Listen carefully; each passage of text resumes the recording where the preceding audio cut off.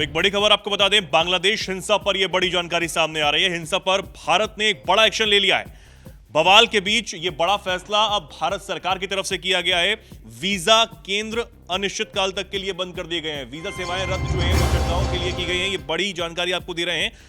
मेरे साथ सोनम इस वक्त मौजूद है क्योंकि बांग्लादेश में हालात जो है वो तनावपूर्ण बने हुए हैं। भारत ने अपनी पूरी नजर इस वक्त बांग्लादेश पर बनाई हुई है, लेकिन इस बीच जो हमले वहां पर हो रहे हैं अल्पसंख्यकों पर, और खासकर भारत की जो चीजें वहां पर, जो संपत्तियां, उनको भी कहीं ना कहीं नुकसान पहुंचाने की कोशिश वहां पर कट्टरपंथियों की भीड़ ने की। उस बीच भारत ने बड़ा एक्शन लिया है। क्या कुछ पूरा एक्शन यहां पर लिया गया है, क्या बड़ा फैसला है और फैसले में, और क्या कुछ कहा गया है, मेरे साथ बताने के लिए सोनम है। सोनम, क्या फैसला यहां पर लिया गया है, विदेश मंत्रालय ने क्या बताया? बिल्कुल चेतन, यहाँ पर बांग्लादेश में दरअसल हिंसा का दौर थमने का नाम नहीं ले रहा है। भारत और बांग्लादेश के बीच जो तनाव की स्थिति बनी हुई है, उसी बीच अब यहाँ पर भारत सरकार की तरफ से एक बार दोबारा से बड़ी प्रतिक्रिया सामने आई है। दरअसल यहाँ पर बांग्लादेश में जो राजनीतिक हिंसा बढ़ रही है और जो भारत विरोधी घटनाएं बढ़ रही हैं, उसे देखते हुए बांग्लादेश के जो दूसरे सबसे बड़े शहर चटगांव में स्थित भारतीय वीजा आवेदन केंद्र की सभी वीजा सेवाएं यहाँ पर रद्द कर दी गई हैं, निलंबित कर दी गई हैं और अगले आदेश तक ये निलंबित ही रहेंगी। और ये फैसला दरअसल जो इनकलाब मंच के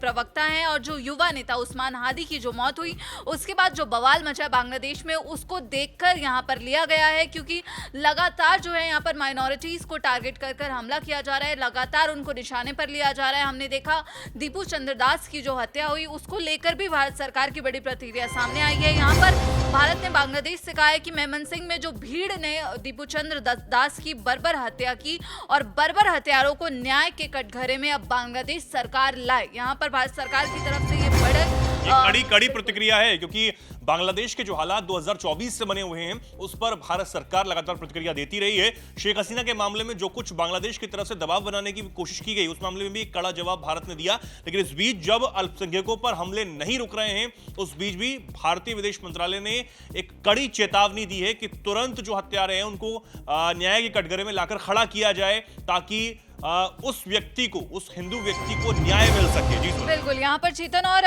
विदेश मंत्रालय के प्रवक्ता रणधीर जायसवाल ने यह भी बताया कि 20 दिसंबर को करीब 20 से 25 युवाओं का जो एक छोटा समूह है, वो बांग्लादेश हाई कमीशन के सामने एकत्र हुआ था दिल्ली में, जो बांग्लादेश हाई कमीशन है, जिसे लेकर लगातार जो है ऐसी भ्रामक खबरें फैलाई जा रही थी। अब उन्होंने उन्हें खारिज करते हुए कहा है कि बांग्लादेश के मेमन सिंह में जो दीपू चंद्र दास की जो नृशंस हत्या हुई है, उसके विरोध में नारेबाजी यहाँ पर वो लोग कर रहे थे और साथ ही बांग्लादेश में अल्पसंख्यकों की सुरक्षा की मांग यहाँ पर उन लोगों के द्वारा उठाई जा रही थी।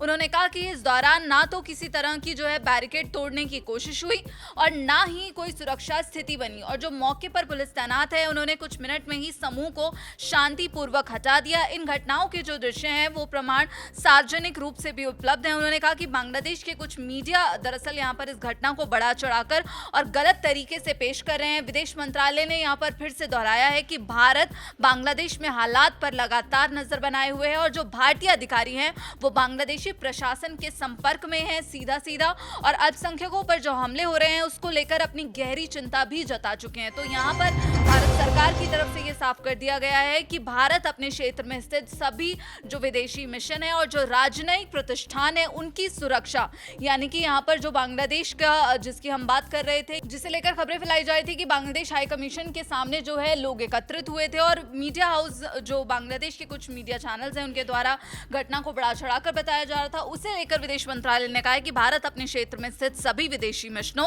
और राजनयिक प्रतिष्ठानों की जो सुरक्षा है, वियना कन्वेंशन के तहत सुनिश्चित करने के लिए पूरी तरह प्रतिबद्ध। यानी भारत सरकार की तरफ से ये स्थिति साफ की जा चुकी है कि जो सुरक्षा है बांग्लादेश हाई कमीशन की, उसे लेकर यहाँ पर भारत जो है पूरी तरह प्रतिबद्ध है।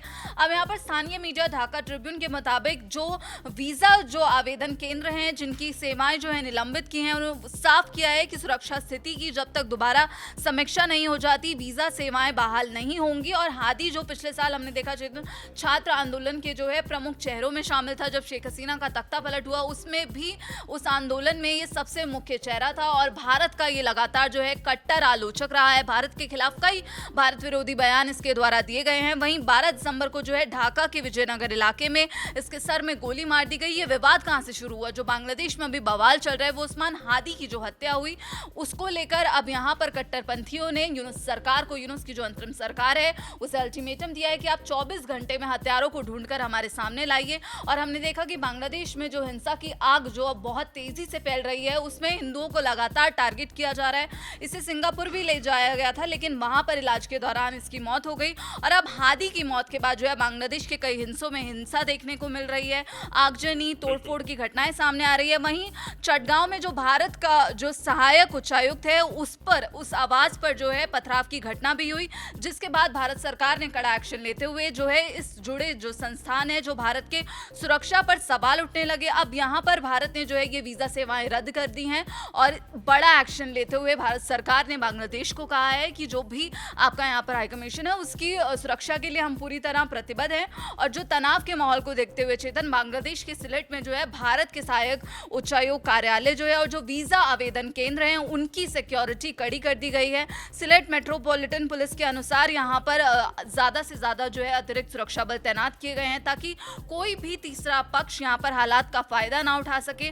और यहाँ पर जो है स्थानीय अधिकारी उन्होंने बताया कि हादी की जो मौत हुई उसके बाद जो है कुछ संगठनों की ओर से लगातार जो भारतीय सहायक यहाँ पे जो भारत के जो संस्थान है, जो उच्चायोग हैं, उनके घेराव की घोषणा की गई थी, जिसके मद्देनजर यहाँ पर जो है अतिरिक्त सुरक्षा बढ़ाई गई है। और चेतन, यहाँ पर जो पॉइंट है वो नोट करने वाला ये भी है कि जो यूनुस सरकार है वो बांग्लादेश में दरअसल भारतीय दूतावासों के सामने जो विरोध प्रदर्शन चल रहे हैं, जो भारत विरोधी नारे उठ रहे हैं, जो भारत विरोधी आग वहां से सीधा सीधा कहीं ना कहीं हम कहें तो भारत के खिलाफ जो आवाजें उठ रही हैं, उन पर यूनुस ने कुछ नहीं बोला और ना ही जो दूतावास को घेराव करने की कोशिश करी जा रही है उस पर बोला। लेकिन चटगांव में जो भारतीय राजनयिक पोस्ट है, उस पर हमले के बारे में कोई भी जो है बयान यूनुस सरकार की तरफ से नहीं आया। लेकिन भारत ने यहाँ पर अब रीअश्योर किया है बांग्लादेश को तुरंत की अंतर्राष्ट्रीय दायित्वों के तहत हम इसकी सुरक्षा के लिए पूरी तरह प्रतिबद्ध है। सीधा सीधा तौर पर यह दिखाता है कि भारत जो है हर किसी की सुरक्षा के लिए प्रतिबद्ध है। बांग्लादेश को लेकर पहले भी भारत ने ये बयान दिया था कि बांग्लादेश के लोगों की जो स्थिरता है, शांति है, उसके लिए भारत पूरी तरह प्रतिबद्ध है। लेकिन यहाँ पर बांग्लादेश की जो दोहरा जो उसका चरित्र है वो बार बार छलकता है। यूनुस जो है बिल्कुल। और यहाँ पर जिस तरीके से खबरें ये आ रही थी कि भारत का जो सहायक उच्चायोग है उस पर कहीं ना कहीं हिंसा हुई और उस पर तोड़फोड़ करने की कोशिश की गई और उसके बाद भारत ने एक्शन लिया। तो ये एक्शन लेना जरूरी था क्योंकि जो जिम्मेदारी थी सुरक्षा की उस उच्चायोग की, वो बांग्लादेशी सरकार की थी। उसमें यूनुस पूरी तरह विफल रहे, नाकाम रहे। और सबसे खराब बात यह है कि इस हिंसा के बावजूद भी यूनुस या फिर उनके सरकार में से किसी ने भी कोई बयान जारी नहीं किया और कहीं ना कहीं भारत को यह मजबूर होना पड़ा कि वो सुरक्षा के लिहाज से अगले आदेश तक इस उच्चायोग को बंद रखेंगे। वीजा सेवाएं जो है वो बंद की गई। अब आप समझिए कितने लोग जो है परेशान हो रहे होंगे वीजा सेवाएं रद्द करने की वजह से। लेकिन सबसे बड़ी बात यह है कि मोहम्मद यूनुस की सरकार जो फिर एक बार साबित हो जाता है कि कट्टरपंथियों के इशारों पर चल रही है, वो कुछ भी नहीं बोल रही है। क्यों नहीं बोल रही है? और दूसरा कि 24 घंटे का अल्टीमेटम जो सरकार को उन व्यक्तियों ने दिया है कि उस हत्यारे को हमारे सामने लाकर सार्वजनिक किया जाए जिसने उस्मान हादी को मारा, मौत के घाट उतारा, उस पर भी मोहम्मद यूनुस क्या कर रही है ये समझ नहीं आ रहा। लेकिन सबसे बड़ी बात यह है कि सबके बावजूद भी हिंसा नहीं रुक रही है। दूसरी तरफ खबरें ये भी हैं कि इस हिंसा की आड़ में जो पाकिस्तानी आतंकी हैं वो भारत के खिलाफ एक नई और बड़ी साजिश को अंजाम दे सकते हैं। कई रिपोर्ट्स ये दावा कर रही हैं कि बांग्लादेश में भारत के बॉर्डर के पास 8 अलग अलग लोकेशंस पर पाकिस्तानी आतंकियों ने अपने कैंप बनाए हैं। पिछले काफी समय से इस पर काम हो रहा था, लेकिन इस हिंसा की आड़ में वो घुसपैठ करने की कोशिश भी लगातार भारत की सरजमी पर कर रहे हैं। लेकिन हम आपको बता दें कि भारतीय सेना जो है पूरी तरह सजग है, मुस्तैद है। और दूसरी तरफ खबरें ये भी कह रही हैं कि भारतीय सेना प्रमुख उपेंद्र द्विवेदी साहब ने बांग्लादेशी सेना प्रमुख से इस बात को सुनिश्चित करने के लिए कहा है कि भारत के जो संसाधन हैं, बांग्लादेश में जो उच्चायोग हैं, उनकी सुरक्षा कड़ी की जाए, कोई भी ढिलाई ना बढ़ती जाए, यह साफ कह दिया गया है। तो ये तमाम जो खबरें हैं वो निकलकर सामने आ रही हैं। लेकिन इस बीच और क्या कुछ जानकारी है, सोनम से समझेंगे।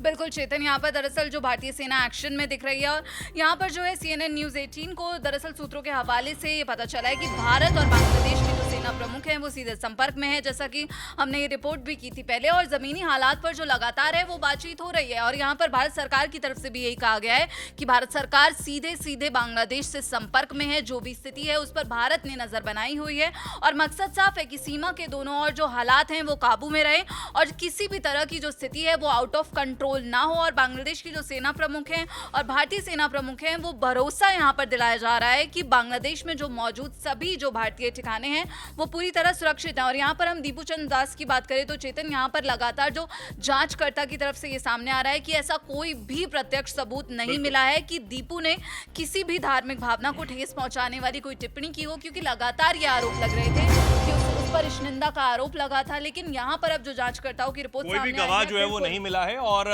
इससे कहीं ना कहीं साबित हो जाता है कि एक उग्र भीड़ ने एक हिंदू व्यक्ति जो कि मासूम व्यक्ति था, कहीं ना कहीं उसको निशाना बनाकर उसके साथ बर्बरता की और उसे मौत के घाट उतारा। खैर, भारत ने साफ कर दिया है अपने इस बयान से भी और जो एक्शन से भी कि भारत की जो नजर है पूरी तरह बांग्लादेश के हालातों पर है और भारत यह चाहता है कि बांग्लादेश में शांति स्थापित हो। हालांकि जो शेख हसीना है उनको जो तस्वीरें दिखाई जा रही होंगी और जो वो खबरों के माध्यम से जो उनको जो खबरें हैं वो पहुंच रही होंगी, वो भी कहीं ना कहीं बांग्लादेश के हालातों को लेकर चिंतित होंगी। इंतजार रहेगा कि शेख हसीना इस पर क्या कुछ बोलती हैं। फिलहाल आप जुड़े रहिए, देखते रहिए दैनिक जागरण।